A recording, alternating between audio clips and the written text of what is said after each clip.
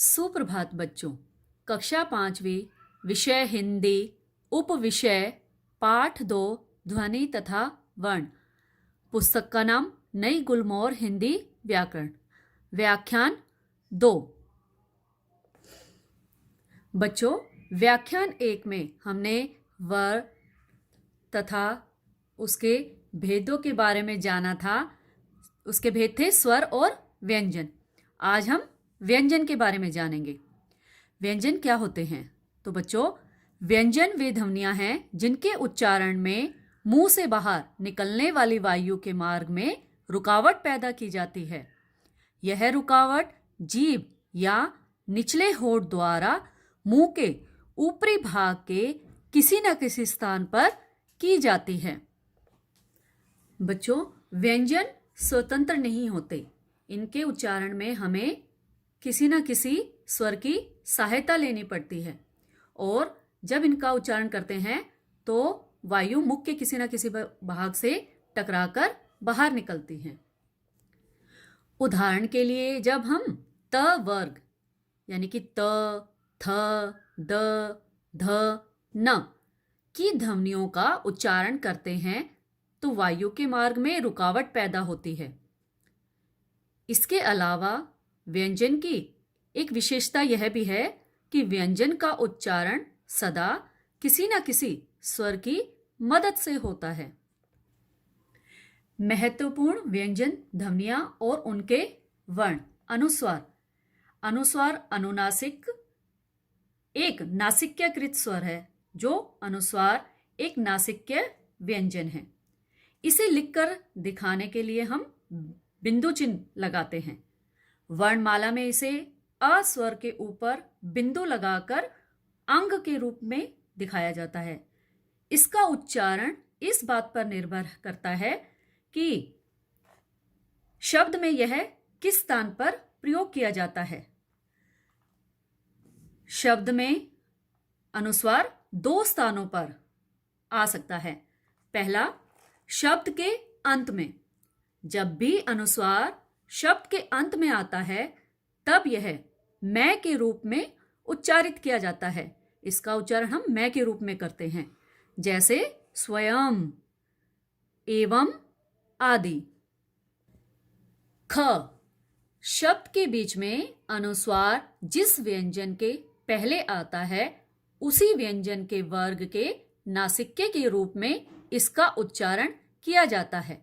बच्चों, नासिक्य होते हैं जैसे कवर्ग, चवर्ग, टवर्ग, तवर्ग, पवर्ग। इनका जो भी अंतिम वर्ण होता है, जैसे आपको ये दिखाई दे रहे हैं, ये इनके अंतिम वर्ण हैं। इनको नासिक्य कहते हैं। जैसे पहला शब्द दिया हुआ है यहाँ पर पंखा। अब इसमें पंखा जो कै वर्ग है उसका अंतिम वर्ण है, तो उसका प्रयोग हम करते हैं अनुस्वार के रूप में। तो क्या लिखते हैं हम?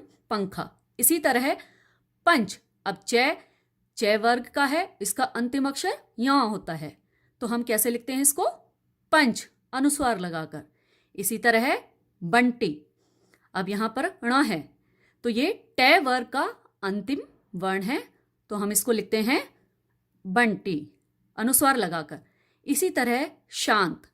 यहां पर न है, त वर्ग का अंतिम वर्ण, तो इसको भी हम अनुस्वार के रूप में प्रयोग करते हैं और हम शांत ऐसे लिखते हैं।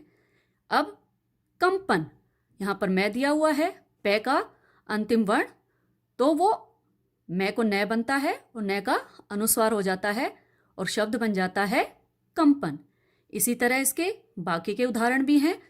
जंगल, गुंजन, दंड, अंधा, अंबा।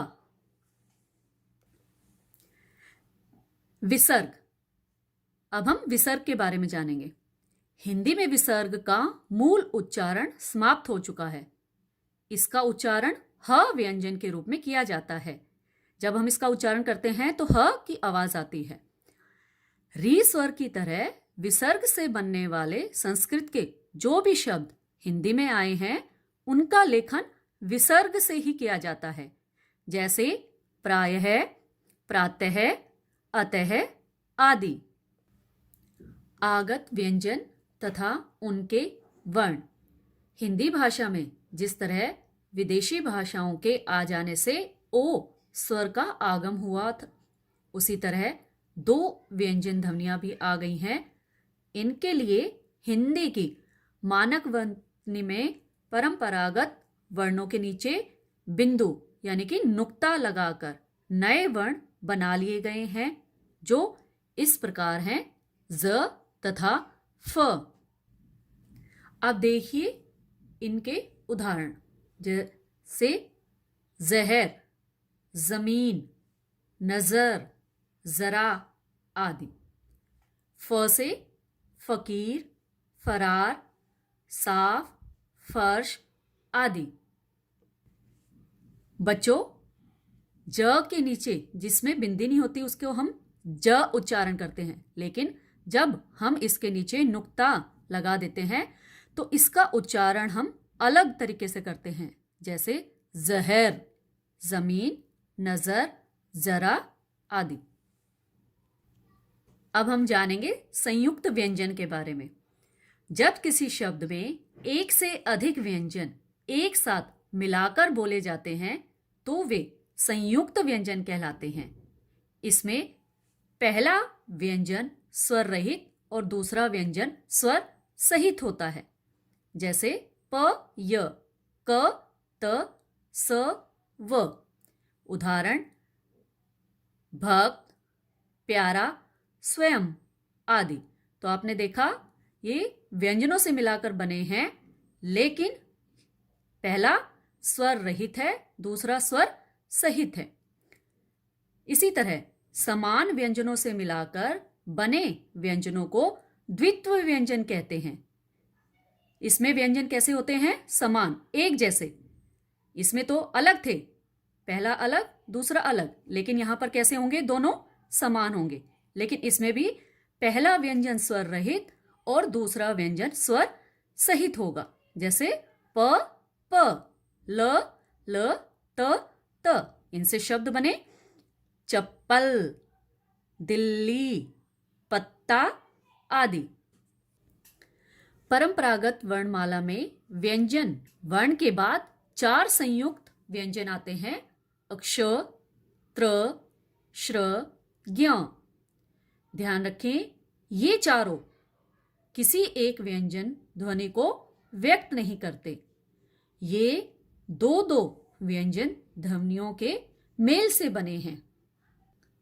जैसे अक्ष, ये 2 व्यंजनों को मिलाकर बना है, क और श। क हमारा स्वर रहित है, श स्वर सहित है। इससे शब्द बनते हैं रक्षक, कक्षा, सुरक्षा आदि।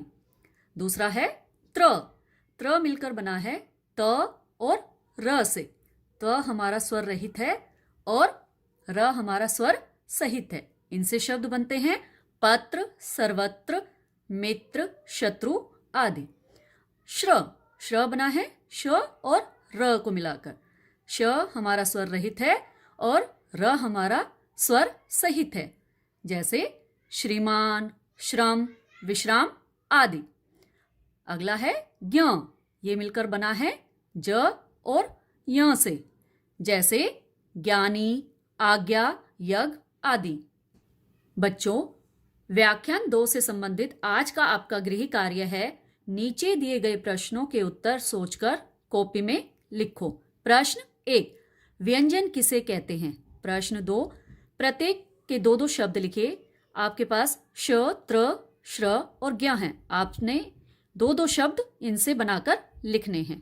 प्रश्न 3, ये 4 शब्द दिए गए हैं, आपने इन पर बिंदु और चंद्र बिंदु का चिन्ह लगाना है। बच्चों, व्याख्यान 1 का जो गृह कार्य दिया गया था, उन प्रश्नों के उत्तर नीचे हैं, आप उनसे मिलान कर लो। पहला प्रश्न, वर्ण किसे कहते हैं? उत्तर, उच्चारित ध्वनियों को लिखकर व्यक्त करने के लिए बनाए गए लिखित चिन्ह वर्ण कहलाते हैं। प्रश्न 2, ह्रस्व स्वर कौन कौन से होते हैं? ह्रस्व स्वर 4 होते हैं, अ, ई, उ तथा री। प्रश्न 3, दीर्घ स्वर किसे कहते हैं? उत्तर, जिन स्वरों के उच्चारण में ह्रस्व से दुगना समय लगता है वे दीर्घ स्वर कहलाते हैं।